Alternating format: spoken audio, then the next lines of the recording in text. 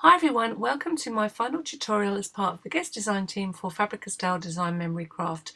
I have been lucky enough to be picked for the fall winter 2015 team and I've had a great time. I can't believe it, it's gone so fast. I've met some lovely fellow designers and it has been wonderful to be part of the team and to get my hands on some new goodies. I did have some Faber-Castell products of my own, as you know from some of my other mixed media videos, but I've got a few more now to play with, so I'll be bringing them to you in this and other videos.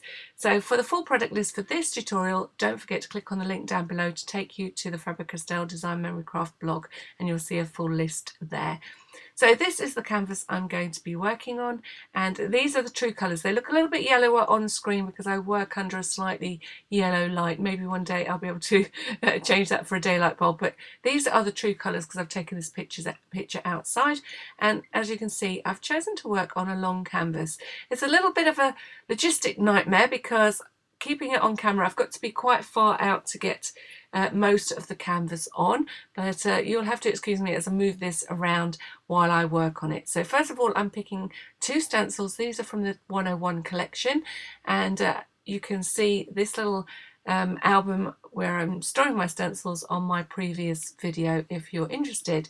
So these two stencils are the ones I'm going to be working with, and then I'm picking out some colours and products just as a start point. Sometimes you don't really know what you're going to make, but you can pick out some colours and you can start working on your canvas and just see where that takes you. And you'll see with my little quote at the end that is what the canvas is all about. So I'm picking out some of my gelatos. I've got some crayons because I just thought I'd try a little resist technique. Not sure how that's going to work, but we'll see as we go along. And I've picked out a family of sort of green colours, and those of you that know me know that green is my favourite colour, so it's always something that I like to work with. So making mixed media canvases is all about mixing and matching your products to achieve a final result, and I'm starting out by adding some texture to my canvas. Now I have chosen to use a rather luxurious paste which is called Texture Luxe, which has a pearl finish. This does come in other colours, and to be honest I probably could have just used the whipped spackle because you don't really end up seeing this lovely pearly finish. So I think if I use this again I'd make sure that I left some of this lovely pearl finish showing once I'd finished the project. But it does work as a texture, and once this is dry it will give me a nice base on which to create some interesting patterns and textures on my canvas. So step one is creating texture. So I'm creating that at the top of my canvas using this gorgeous diamond stencil from the 101 collection, and I'm kind of working on this in landscape even though it will be portrait once it's finished. So I'm trying to keep that in my head as I work. The reason I'm working on it this way around is because it is a rather long canvas. This way I can get most of it on screen, but I have got to keep it in mind that I'm working in a different orientation to how the canvas is going to end up. So I'm using the palette knife that comes in the toolkit from Faber-Castell. So this works really well for smoothing out the Texture Luxe, for scraping off any excess, and for making sure it gets back in the pot. And I'm making sure that I also add that same textural interest to the sides of my canvas, because box canvases like these can be seen from all angles once they are hanging on the wall. So I need to be a little bit careful as I handle this canvas now because I've got wet Texture Luxe all over the place, but because I'm kind of creating a random pattern, it won't matter if I get a little bit of smudge here and there as I turn this canvas around to be able to work on the other end. So make sure you clean up your stencils and get rid of all that excess paste, because if you let it dry on the stencil you will never get it off. And make sure as well that you clean it off your palette knife. I'm just using baby wipe in order to do that. So I'm happy with that top texture, and now I'm going to go a little bit more free form in this bottom section. I don't know if I was thinking grass. I might have been thinking grass when I did this. So I'm just adding texture lux to the area I want the texture at the bottom of my canvas, and then I'm going to use one of these little combs. This is another little set that comes from Faber-Castell Design Memory Craft, and I'm using the little zigzag comb, and I'm just stroking it up the texture lux. Kind of looks like grass maybe. I just wanted it to be a different texture to the diamond pattern that I've already created at the top. Now the trick with using the comb is to make sure you keep it clean as you work, because you will get a little bit of the lux that you comb off, and if you don't clean it off as you go, you will add little lumps to your textured areas. So it's worth combing through, taking that excess off, and maybe even combing through again. And again, I'm making sure I do the sides and the bottom of the canvas. Now, because I had put quite a bit of the texture lux onto my canvas, you can see the lovely pearly effect here. I had to go and let it dry for a little while, so I went off and had a cup of coffee and my lunch, and by the time I'd had that, it was nice and dry, and you can see that lovely sheen. Unfortunately, I'm going to cover that up, but I'm thinking now that perhaps with this product I might be better to work with it after I add the base layer of colour to the canvas, and that way I would have kept some of that gorgeous sheen. But hey ho, we live and we learn, and I like to pass on the little tips that I learn along the way. So I had an idea that I could use my paper crafted crayons to make a resist on this canvas. So it's kind of like adding another layer of texture really, because these crayons are wax crayons. So I'm figuring that if I'm using a water-based paint on top, they would create some kind of resist. So I've decided to use a blue and a green colour because I'm going with that sort of green theme.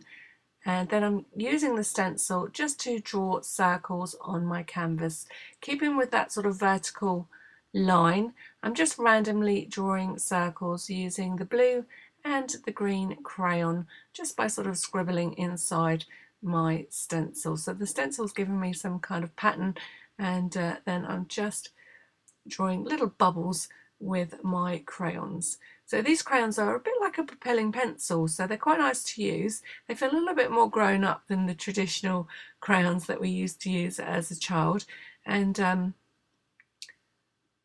I haven't really had a huge amount of time to play with them. I know that you can melt them, and I'm hoping that this resist works. So I do find out that the canvas is my main problem in creating a resist with these crayons. They do create a resist to a degree, but because they're only catching on the very surface of the canvas has got quite a lot of texture. It isn't blocking off enough of the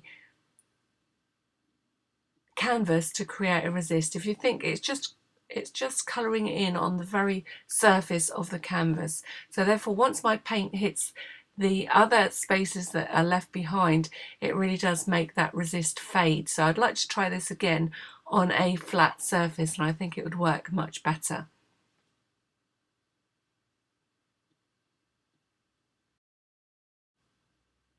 And now I'm coming back in and adding some blue circles.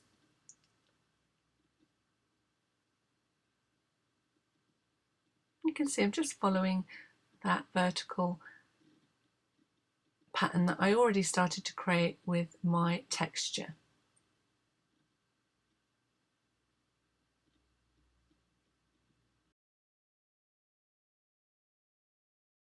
And then it's out with the gelatos, and my favourite thing to do with them is to blend them together using a baby wipe.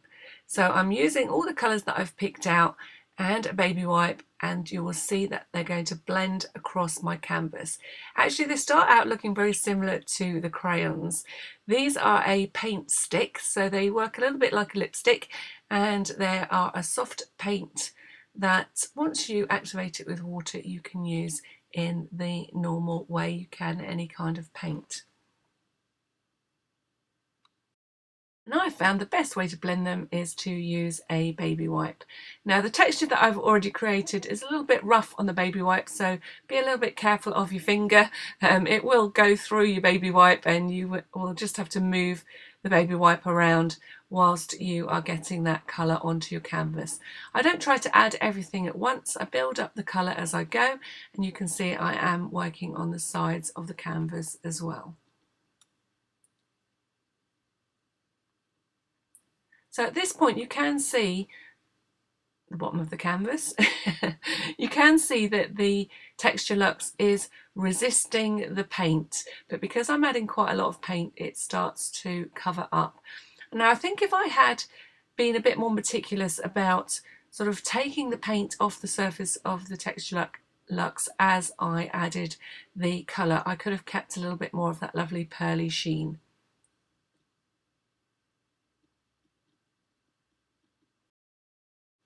So the colours of gelatos I'm using today are Snow Cone, which is a kind of turquoise colour, Iced Pear, which is the leafy green colour.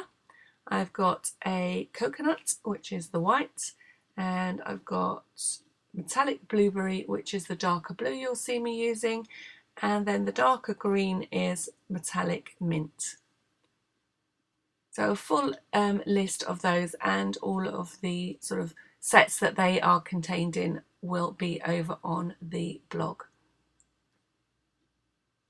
So you can see I'm gradually building up the colour bit by bit, stroke by stroke. So I'm adding colour now and then just blending in little pieces. I started out with sort of larger areas, and now I'm coming in and adding the colour to increase the depth of colour.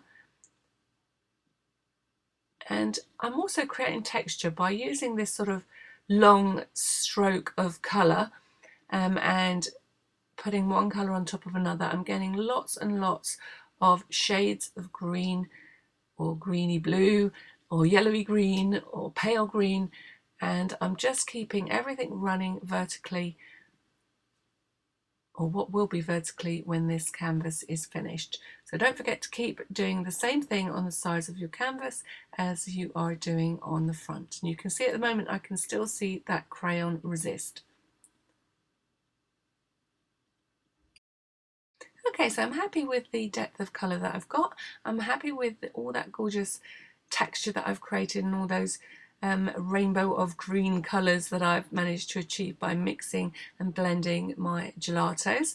But now I want to just give it a wash of gesso, but I was a little bit afraid because this is a water-based paint that the minute I added a watery gesso on top, I might disturb some of these layers rather than just put a wash over the top. So I'm just rubbing over a thin coat of the gel medium in order to try and stop that happening. So once the canvas is covered in a thin layer of gel medium, which you can see I'm adding with my fingers, just so I can keep a track on not rubbing this too much and blending those layers by mistake. So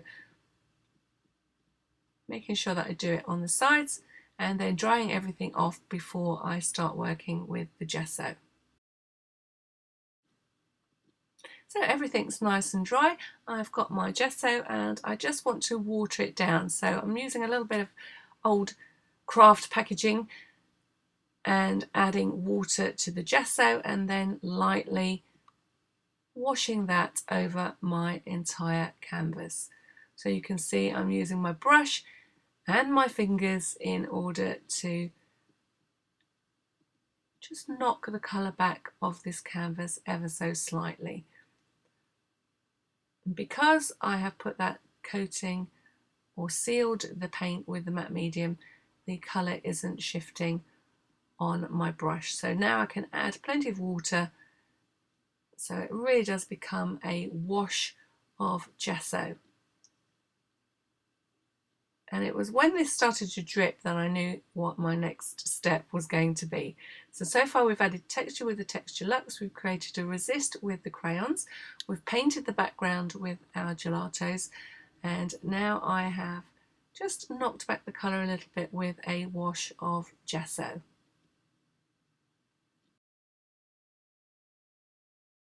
So one of the tools that come with the Faber-Castell tool sets is called a drip dropper, I think. And it's a little pipette in a little tube. So it's great for making things or making colours or paints that you want to drip down or drop onto your project. So I'm using, being a little bit thrifty here, the wash that I created earlier to put onto my canvas, just scooping that up with my brush, a little bit of extra gesso, and then I'm going to add a little bit of water with the pipette. So it's a bit like chemistry, so a little test tube with a little pipette, and it's going to be the perfect tool, as it happens, to create drips down your project. I don't normally have much luck with drips, they don't tend to want to drip, but because I've got this lovely watery texture now and something to actually just add little drops or droplets of the colour I'm getting, or you will see I'll get a much better finish. So I started out test one, wasn't dripping very fast, felt that perhaps it was a little bit thick, and I'm going to do my best to keep this on camera as much as I can, but I need the canvas vertical in order to be able to get this to drip. Now at this point I decided that it's not watery enough. I added some more water to my mixture, and now I'm trying again, and you will see in just a moment it's much more successful. Sorry about it being just showing you the end of the canvas, but I'm going to tilt it any second now. As I do the voiceover, I can see I'm going to tilt it. Here we go. There. So I'm getting lots of lovely drips, and because I've made this nice and watery, it's running quite quickly, not forgetting the sides down my canvas. Now one thing I will say to you, you can see I'm holding my little container of watered down gesso in my hand. Well, once you get moving your project around, you may well forget, which is what I did, and I tipped it out onto my craft mat. Because the pipette has, or the bottle that the pipette goes into has a rounded bottom, I couldn't get it to stand up anywhere, so I end up just spilling it onto my canvas. There you go. While I'm working.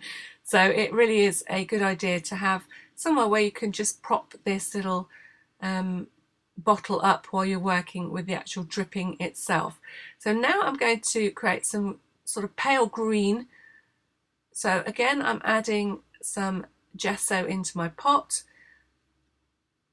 and I'm slicing off with my palette knife a little bit of the metallic mint gelato, and then I'm using that to colour this mixture a pale green. So I'm just using a barbecue skewer in order to mix that paint into the right colour, and then I'll add water and we're ready to drip again. So you can use your gelatos to colour other mediums, particularly water-based mediums like your gels and your pastes, and in this instance my gesso to different shades of colour. It takes a little while to mix them in.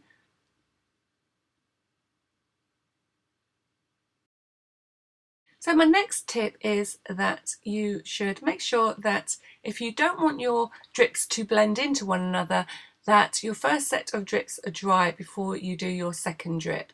You can see the temptation for the liquid is to follow the paths that you've already got, but if they're nice and dry, they're less likely to do that. I wasn't too worried at this point, but I will dry it before I move on to my darker colours. You can see I really am getting some lovely dripping going on. So you definitely want to do this where you're not bothered if things get messy, and you can see here I've dried ready for my next set of drips. So now I wanted to use a darker colour, so I'm going to be using some ink in order to do this. These are by Dilutions, and I have added them again to my little bottle, and I'm using my pipette to drip them down my canvas. You can see them going to be much darker this time round. I'm not too worried about that because I'm going to spray them with water. So I didn't need to water the ink down this time because the ink is much runnier. And then once I got that started, I added water.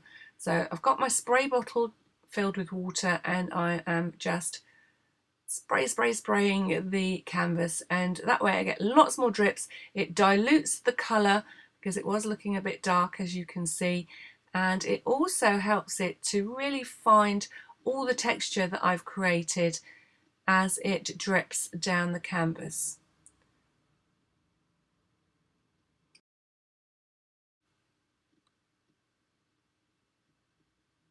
And you just keep spraying until you're happy with the amount of drips you've got and the colour that you've achieved.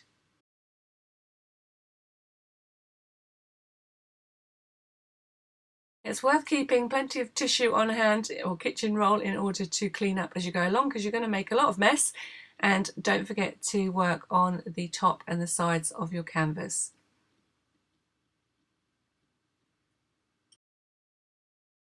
So it was really easy just to pop the colour that I had left back into the bottle with the pipette, and then I'm not even bothering cleaning this out because I'm going to get a different shade of green, but you can easily clean it out with water before you add your next colour.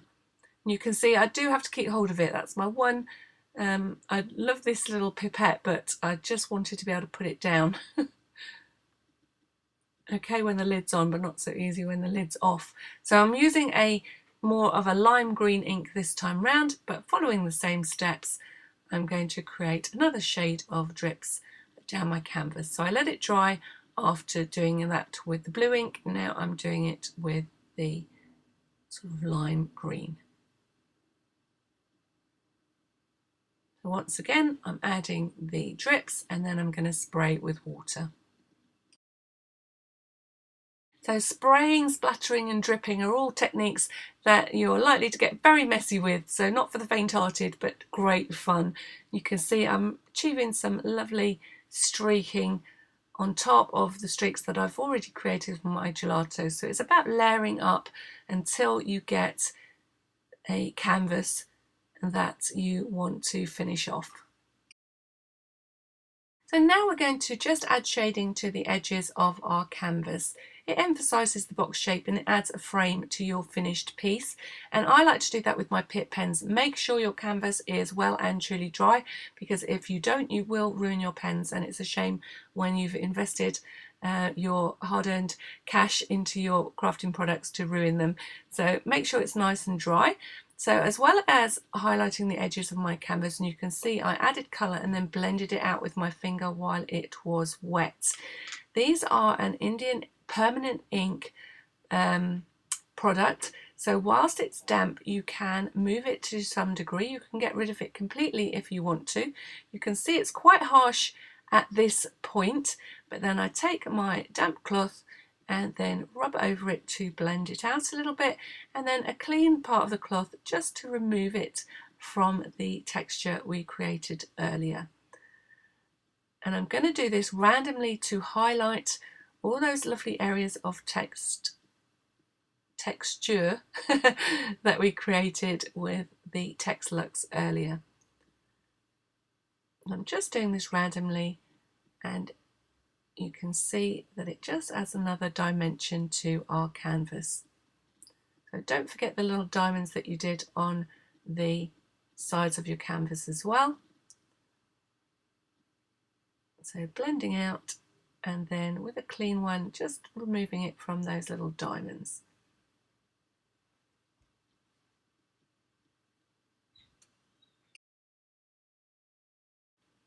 I'm also just rubbing the pen across the ridges of the texture that's at the bottom of the canvas, and again blending that out with my fingertip just to highlight those raised areas. So keeping the pen on its side, and anything you don't want, take that damp tissue and you can rub or blend it away.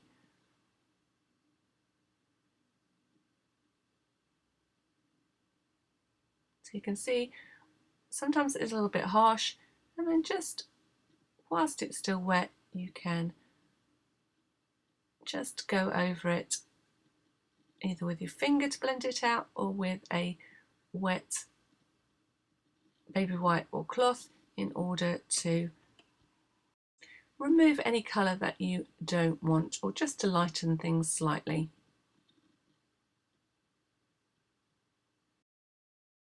So you can still see all those little circles that I created with those paper crafting crayons right at the beginning of this canvas, and now I'm going to highlight them further, make more of a feature of them with my white Pitt pen.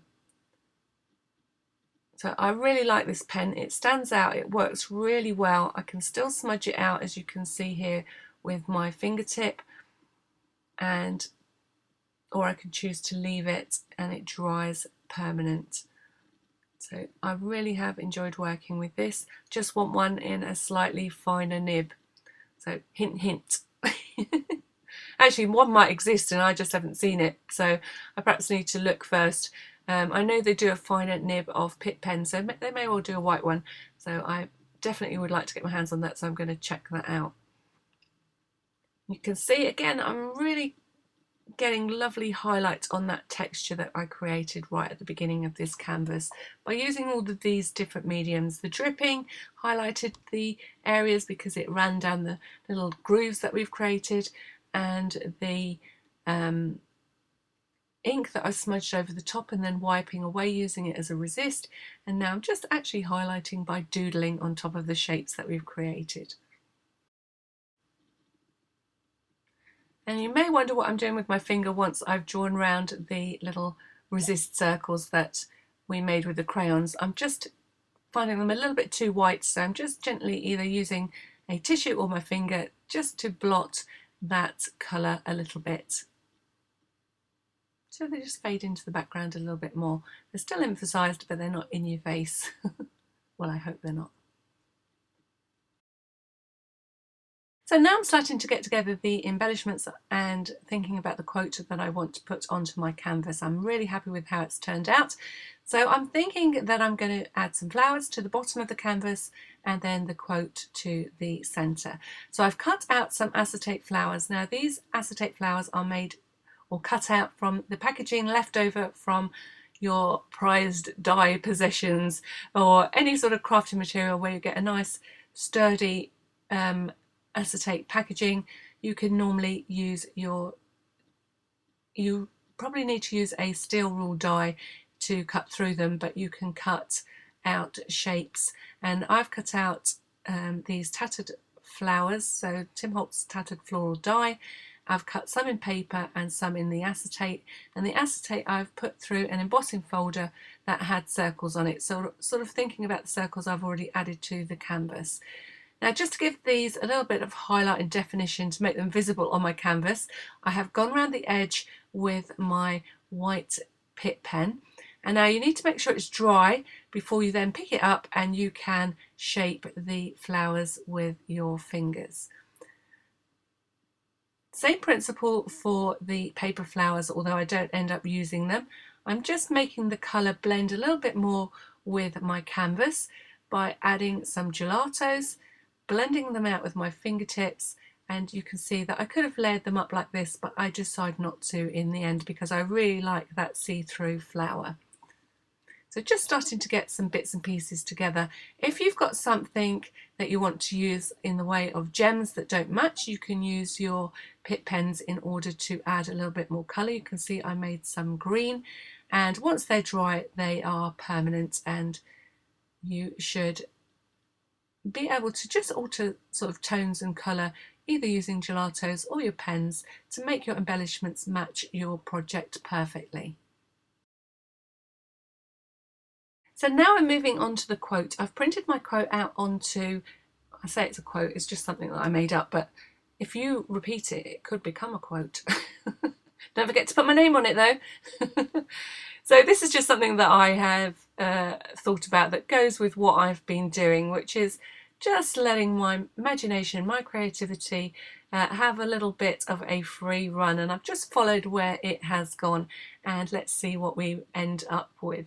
So I thought that was quite a nice thing to have on this canvas. So I've printed it out, and then I'm using my pastel pencils, or this is a grey one from the Naturals collection. You can see I'm just scribbling on the back of my quote, making sure I cover all of those letters, a bit like you used to do when you use tracing paper. And then I am using a hard pencil in order to transfer the design onto my canvas. This works really, really well. Really happy with how this turns out. I'm not the best handwriting person in the world, so this helps keep things neat and tidy. So I'm just tracing over the letters. I used 2 different fonts and picked out the sort of important words with a larger font. And really I could have done all sorts with this. I could have actually cut out a quote, or I could have stamped a quote, or I could have done it freehand, but this is a really nice way to add lettering to your projects. So as you will see, I have got that on there. Can't see it very well on camera, but it was really easy to trace around. Now this is where I would have perhaps liked a slightly finer Pitt pen, and I do come up with a solution to that in a moment, but I definitely will be looking at the finer versions of this pen so that I can use them for lettering in the future, because I really like how this turned out. One thing whilst I'm looking at this on screen, I'm thinking I might go over it again with the gesso because it's quite dark, and I think I would like it just a tiny bit lighter. So it's really easy to make this lighter. All you need to do is make sure it's well and truly dry, because once this ink is dry it is permanent, and even if I add water on top of it, it will not move. So it's ideal to use up a little bit more of that wash that I created earlier and just gently dab it over the design until I get it to the lightness, just knocking it back a little bit, because it really is standing out right now on the canvas.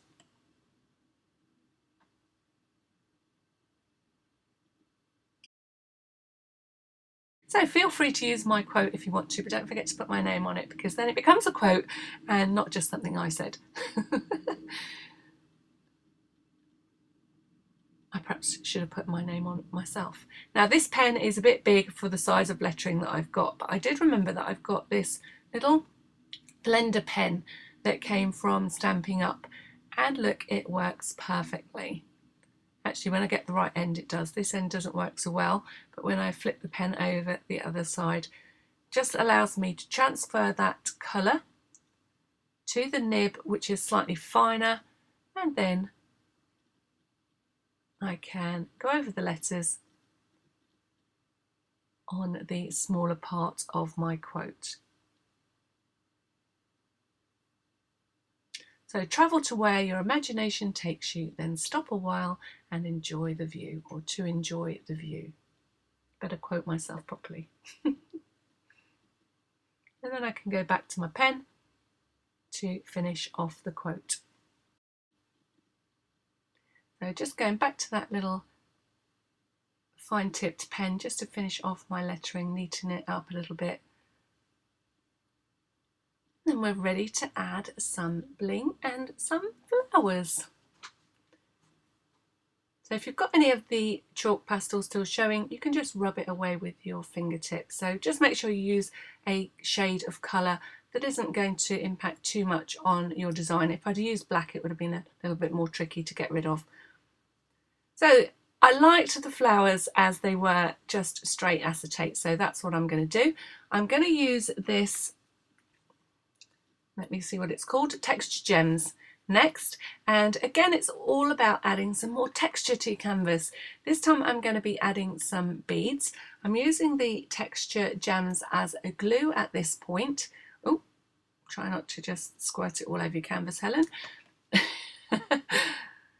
And then I'm just drawing on top of those little diamonds, again just randomly, and then I've got these little micro beads which I'm going to add. And they do run everywhere, so do beware. It was a little bit tricky because this is such a long canvas to maneuver everything and not lose all of those beads all over the floor. You can see half of them did shoot off onto my craft mat. And then I'm going to carry on doing that in random places on my diamond texture. Just getting rid of a few beads where it's stuck to that splodgy area that I created at the beginning.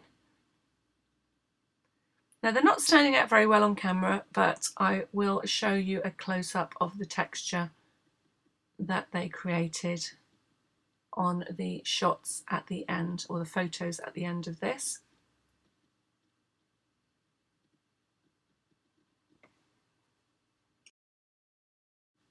And then I'm also using this lovely fine applicator tip of the texture gems to add beads in lines following that texture, that sort of corrugated texture that I've created at the bottom of the canvas.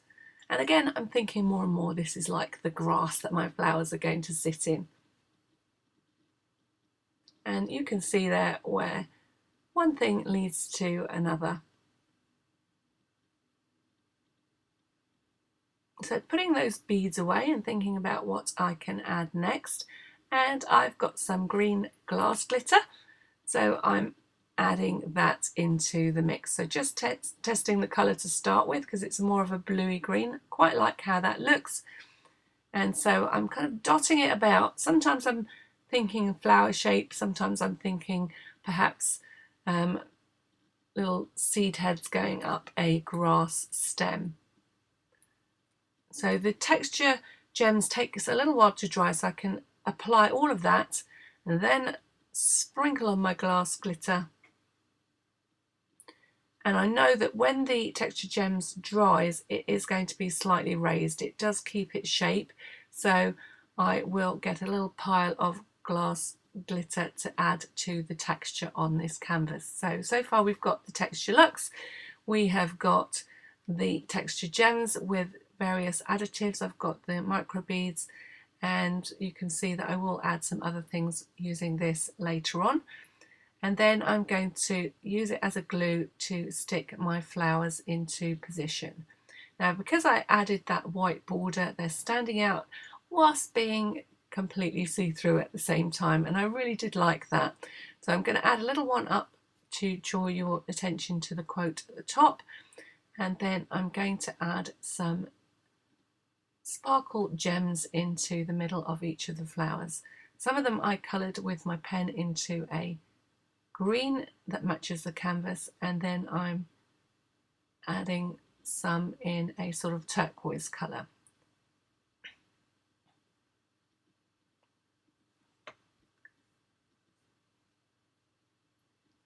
And then last but not least, I've got these table sprinkles. They look like little diamonds and I've been itching to think of a way to use them, and I'm going to use the smaller ones just to create little trail curls away from the flowers. Again, completely invisible on the camera at the moment, but you'll have to take my word for it. They do add a little bit of sparkle and shine to the canvas when they're done. So again, I'm just adding little dots of the texture luxe and then dropping those little diamond pieces into what will become the glue that will stick them to the canvas. So this does take a little while to dry, so be careful not to knock your flowers or your beads off as you're working. You can see my flowers turn around from time to time. And last but not least, because the little gems that I've got weren't quite the right size for the centres of these flowers, I thought I'd increase the sparkle by, again, adding a little swirl of glue around each of those sparkly centres and dropping some more of those little diamonds around the centres of the flowers. So although this is quite blingy, because it's all in with the colours that I've used on the canvas, and a fair few of the items are see-through. It's not too overpowering, and I really think that once it's dry it's going to look lovely. So a bit tricky to show you all in one go up close, so I will show you some photographs at the end of this, and I hope that you've enjoyed watching this tutorial. You can see I did add a little bit of glossy accents to more of those diamonds, so I've got another texture, and you can see it really did bring out some of that paint. It sort of reactivated the paint, so I've got some more blue diamonds, and I quite liked that look, so I'm quite pleased with that happy accident. You can see the gems now on the canvas, and I added a few little green diamond gems as well, and you can see where I've added the extra gems around the centres of the flowers. Well, that's what the canvas looks like in daylight, and I'm really happy with how it turned out. I really like where my imagination travelled to today, and I think it's a pretty good view. I hope that you do too, and that you've enjoyed this tutorial. So there's a close-up of that texture, and you can see where the texture gems reactivated that paint. That's the bluey areas that you can see on those diamonds. I really like how that turned out, and plus it's shiny too. What's not to enjoy? And this is a close-up of all those lovely different elements that I used to create interest and texture and prettiness on the bottom of the canvas. So as usual, all that's left for me to say is I hope you've enjoyed this tutorial. If you have, don't forget to hit that subscribe button, the like button and the share button. You'll really be doing me a favour, and I'll know that you want me to make more videos. So thank you very much for your support, and thank you for supporting me during my journey through using all the different products that Faber-Castell brings to us so that we can mix and match them and create works of art like this. And I really have enjoyed using them, and I know that you're going to too. So until next time, thank you for watching.